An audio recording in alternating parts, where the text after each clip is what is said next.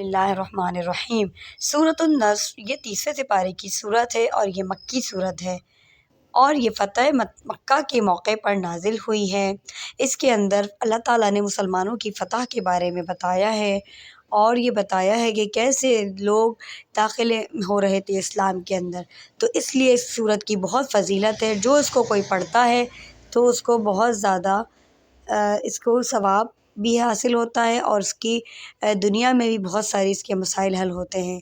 جو کوئی چاہتا ہے کہ اس کے کاموں میں رکاوٹیں دور ہو جائیں تو وہ سورہ نصر کو کسی بھی نماز کے بعد، اور اگر اس کے ہر نماز کے بعد بھی پڑھنا چاہے تو 41 مرتبہ اول و آخر درود پڑھ کر پڑھیں۔ خداوند عالم غیب سے مدد فرمائیں گے، ہر مقصد پورا ہوگا۔ اچھا رشتہ، کاروبار میں ترقی، گھر کے معاملات، لڑائی جھگڑے، رزق، عزت اور شہرت، تمام رکے ہوئے کام کو بہتر سے بہترین بنا دیں گے اللہ تعالیٰ۔ اور اگر اس کو کوئی جو عادت بنا لے پڑھنے کی تو اس میں اللہ تعالیٰ ہمارے چھوٹے بڑے گناہوں کو بھی معاف کرنے کی قدرت رکھتے ہیں۔ تو اس لیے ہمیں چاہیے کہ سورۃ النصر کو ہم پڑھتے رہیں زیادہ سے زیادہ۔